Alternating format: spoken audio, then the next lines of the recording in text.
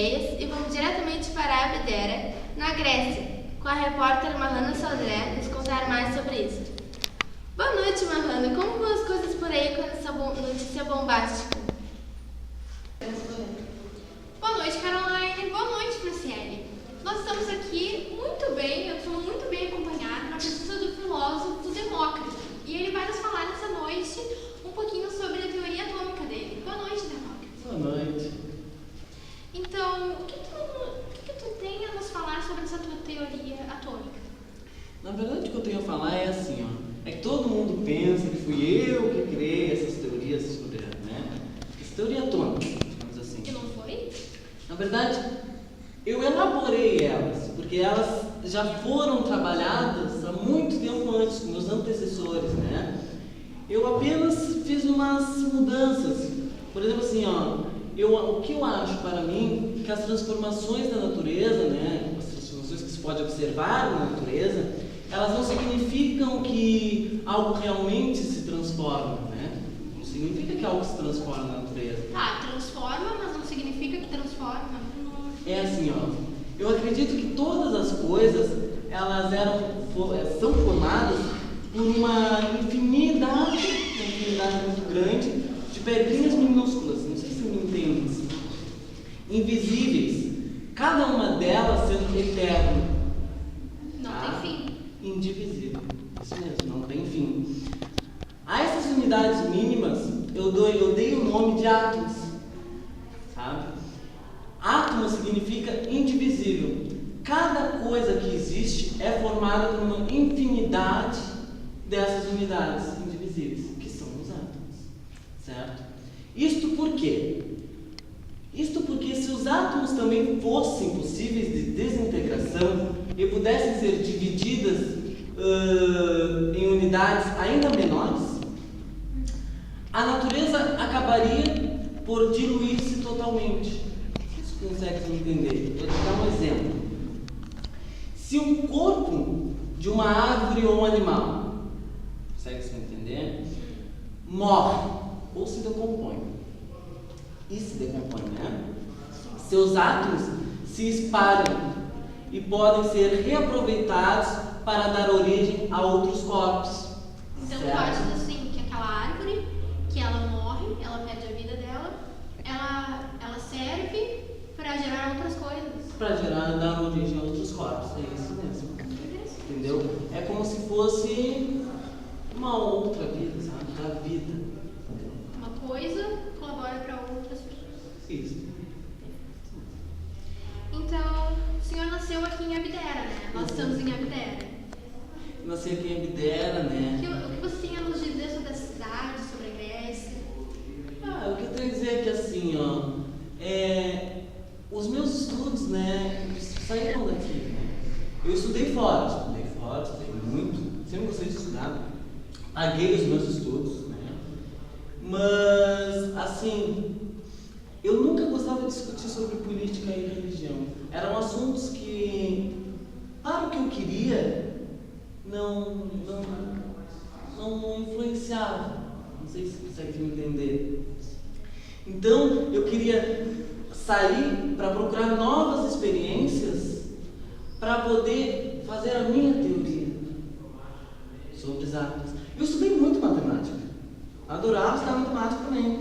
E tu achas assim que tu fez contribuições para a matemática ou tu apenas estudou e conseguiu abrir mais horizontes na matemática?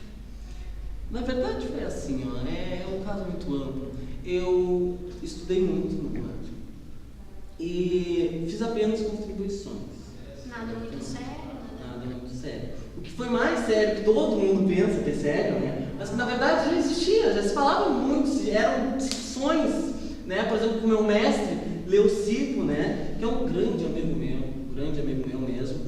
Ele também trabalhava em cima dessa teoria dos átomos, né? Eu só aprofundei, eu elaborei elas numa maneira que, né, todo mundo pudesse entender, entendeu? Dei exemplos, né? Tem umas frases mesmo, né, que eu adoro dizer para todo mundo.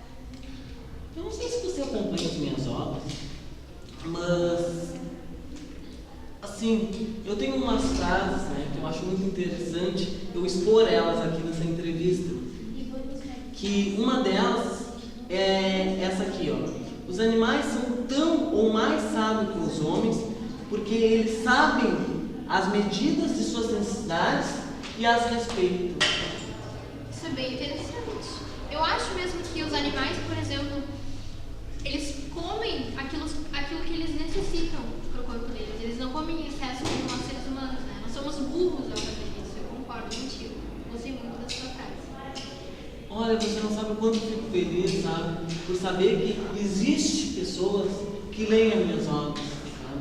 Porque tem aquelas coisas que a gente faz que ninguém dá bola, mas acredito eu que eu fiz uma boa parte dessa história.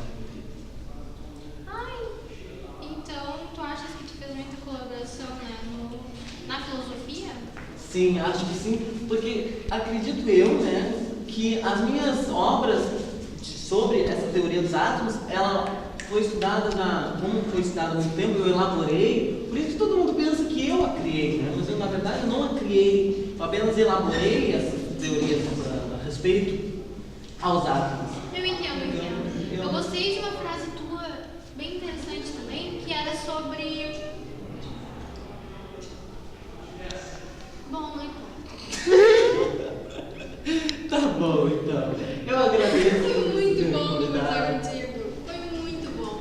Olha, venham.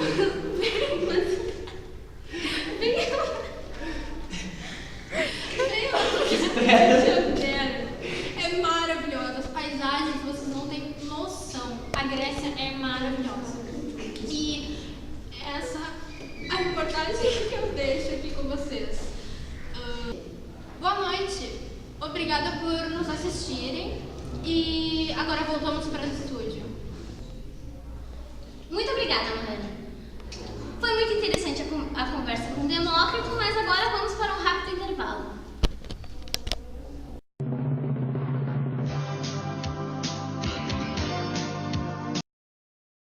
Nou, dit is dus de huiskamer. En dan komen we hier bij de slaapkamer. Oh ja. Met...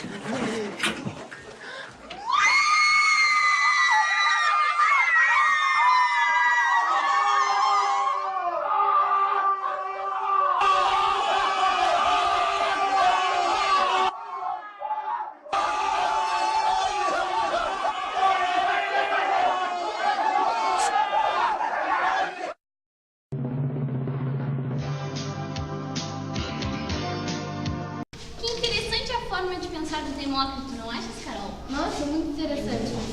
Agora vamos de Abdera, diretamente para a Turquia, onde a nossa repórter Julia Araújo, que está entrevistando o outro grande filósofo Anaxágoras.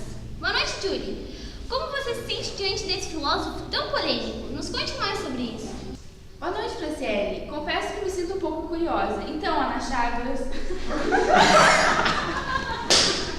Aí, ó, dentro da gatinha.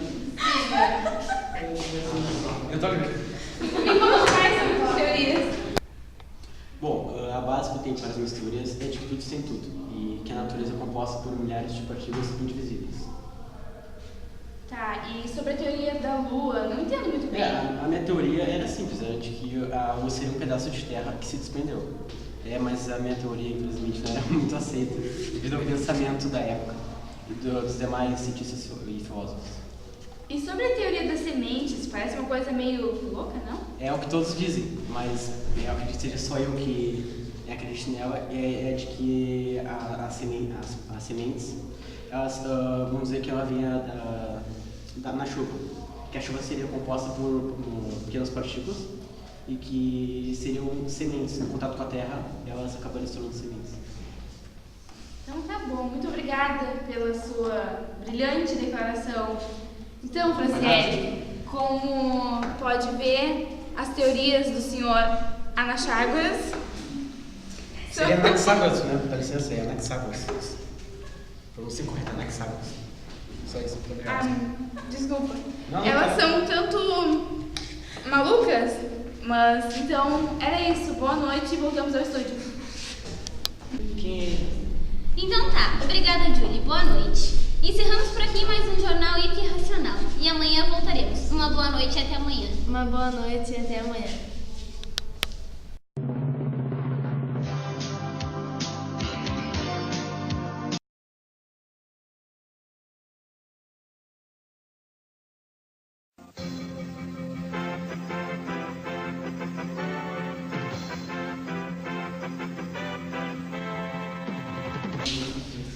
Bom dia. E esta manhã perdemos um grande astro filósofo admirado pelo mundo inteiro, onde vamos ao vivo para a Turquia com o repórter Fábio Barenho para o velório de Anaxágoras. Bom dia, Fábio. E as coisas estão muito complicadas por aí?